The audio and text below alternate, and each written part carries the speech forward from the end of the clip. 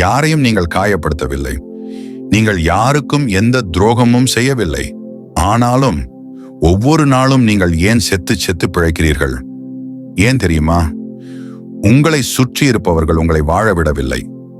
வெளியில் இருப்பவன் அடித்தால் வலிக்காது. ஆனால் சொந்த இரத்தங்களே உங்களை வார்த்தைகளால் குத்தும்போது உள்ளுக்குள் ஒரு சத்தமில்லாத மரணம் நடக்கும். உன் நல்லதுக்குத்தான் சொல்றோம் என்கிற போர்வையில் உங்கள் கனவுகளை குழி தோண்டி புதைக்க ஒரு கூட்டமே காத்து கொண்டிருக்கிறது.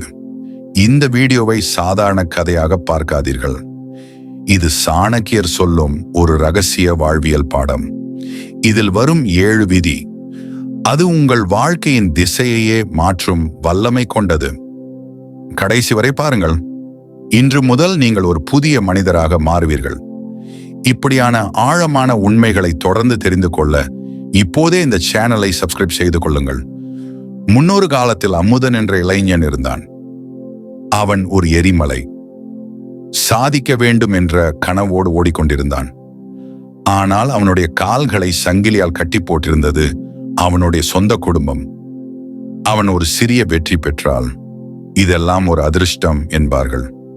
அவன் ஒரு சிறிய தவறு செய்தால் நீ உருப்பட மாட்டேன்னு எங்களுக்கு அப்பவே தெரியும் என்று அவன் ஆன்மாவை சிதைப்பார்கள். அமுதன் வெளி உலகில் தோற்கவில்லை.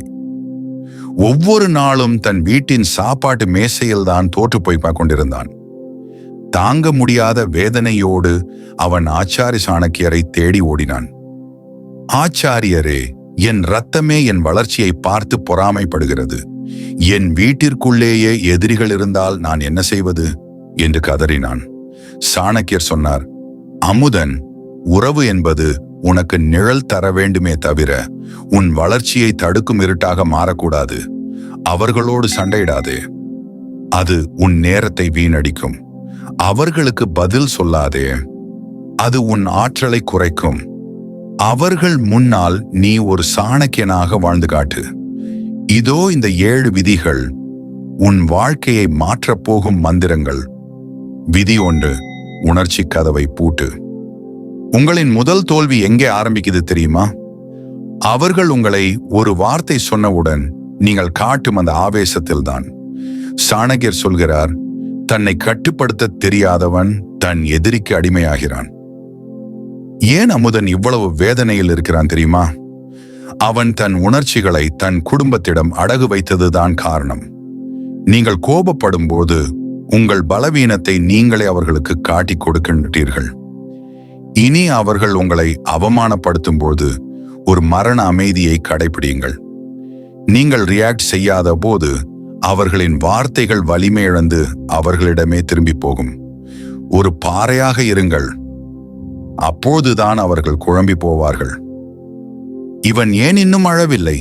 இவ்வளவு சொல்லியும் ஒரு சலனமும் இல்லையே என்று அவர்கள் மண்டை காய வேண்டும். உங்கள் மௌனம் அவர்களை பைத்தியம் பிடிக்க வைக்க வேண்டும். அதுதான் சாணக்கிய தந்திரம். விதி 2, இருட்டில் காய் நகர்த்து. சாணக்கியர் சொல்கிறார், ஒரு காரியம் முடியும் வரை அதை ரகசியமாக வைத்திருப்பவனே புத்திசாலி. உங்கள் அடுத்த கட்ட திட்டங்களை, உங்கள் கனவுகளை குடும்பம் என்று நினைத்து யாரிடமும் தம்பட்டம் அடிக்காதீர்கள். நண்பர்களே, சற்று சிந்தித்து பாருங்கள். பல நேரங்களில் உறவுகள் உங்கள் வளர்ச்சியை தடுப்பது உங்கள் மீதுள்ள அக்கறையினால் அல்ல, நீங்கள் அவர்களை விட உயர்ந்து விடுவீர்களோ என்கிற பயத்தினால்தான். சில உறவுகளுக்கு உங்கள் வளர்ச்சி ஒரு அச்சுறுத்தலாக தெரியும். நீங்கள் என்ன செய்ய போகிறீர்கள் என்று தெரிந்தால் அதை எப்படி தடுக்கலாம் என்று அவர்கள் மூளை வேலை செய்ய தொடங்கும். உங்கள் உழைப்பு இருட்டில் இருக்கட்டும், உங்கள் வெற்றி வெளிச்சத்தில் வெடிக்கட்டும். அவர்கள் உங்கள் வெற்றியை பார்த்து அதிர்ச்சி அடைய வேண்டுமே தவிர அதை தடுக்க அவர்களுக்கு நீங்கள் ஒரு வினாடி கூட வாய்ப்பு தரக்கூடாது. விதி 3, மனதளவில் சிறை திரும்பு. சாணக்கியர் சொல்கிறார், அதிர்ஷ்டமும் துரதிர்ஷ்டமும் உங்கள் எதிர்பார்ப்பில்தான் இருக்கிறது. உறவுகளிடமிருந்து பாராட்டு கிடைக்கும் என்கிற அந்த பிச்சைக்காரத்தனமான எதிர்பார்ப்பை அறுத்தெறியுங்கள். உங்கள் குடும்பம் உங்களை புரிந்து கொள்ளும் என்று நீங்கள் நம்பும் வரை உங்களுக்கு வலித்துக் கொண்டேதான் இருக்கும். நீங்கள் அவர்களை சார்ந்திருக்கும் வரைதான் அவர்களால் உங்களை ஆட்டி படைக்க முடியும். மனதளவில் அவர்களிடமிருந்து ஒரு இரும்பு திரையை உருவாக்குங்கள். அவர்கள் இப்படித்தான் என்று நீங்கள் முடிவு செய்துவிட்டால் அவர்கள் எதை செய்தாலும் உங்களுக்கு வலிக்காது. அவர்கள் உங்கள் ஆன்மாவை தீண்ட முடியாத உயரத்திற்கு நீங்கள் செல்ல வேண்டும். விதி 4. பொருளாதார கோட்டையை கட்டு. சாணக்கியர் சொல்கிறார், பணம் இல்லாதவன் நடைபிணம், பணம் உள்ளவனே இந்த உலகின் அரசன். ஒரு மனிதனின் உண்மையான கவசம் அவனது கையில் இருக்கும் செல்வம் மட்டுமே. உங்கள் குடும்பம் உங்களை நசுக்க நினைப்பதற்கு காரணமே ஒருவேளை சோற்றுக்காக நீங்கள் அவர்களை சார்ந்து இருப்பதுதான். அந்த சங்கிலியை உடைக்க முதலில் பொருளாதார ரீதியாக ஒரு கோட்டையை கட்டுங்கள். உறவுகள் உங்களை மதிக்க வேண்டும் என்றால் முதலில் உங்கள் பணப்பை கனமாக இருக்க வேண்டும். உங்கள் கையில் பணம் புழங்கும் நிமிடம் உங்களை நசுக்க நினைத்தவர்கள் உங்கள் முன்னே வரிசையில் வந்து நிறவார்கள். அதுவரை ஓயாதீர்கள். விதி 5. கடமையை செய், கட்டுப்பாட்டை மறு. சாணக்கியர் சொல்கிறார், மிகவும் நேர்மையான மரம்தான் முதலில் வெட்டப்படும். குடும்பம் என்கிற அமைப்பில் நீங்கள் செய்ய வேண்டிய உதவிகளை செய்யுங்கள். ஆனால் உங்களை அடிமைப்படுத்த எவருக்கும் உரிமை தராதீர்கள். தியாகம் என்ற பெயரில் உங்களை நீங்களே அழித்துக் கொள்ளாதீர்கள். எல்லாவற்றிற்கும் தலைவணங்கும் மனிதனை உலகம் காலால் மிதிக்கும். நீங்கள் எப்பொழுதெல்லாம் சரி என்று சொல்கிறீர்களோ அப்பொழுதெல்லாம் உங்கள் சுயமரியாதையை நீங்களே கத்தரித்துக் கொள்கிறீர்கள் என்று அர்த்தம். வேண்டாம் என்று சொல்ல வேண்டிய இடத்தில் சிங்கத்தை போல கர்ஜியுங்கள். உங்கள் எல்லைகளை தாண்ட எவனையும் அனுமதிக்காதீர்கள். விதி 6. விமர்சனங்களை எரிபொருளாக்கு.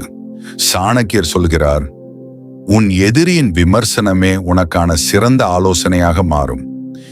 அவர்கள் உங்களை தள்ளிய அந்த ஆழமான குழிதான் நீங்கள் மேலெழும்பி பறப்பதற்கான அஸ்திவாரம்.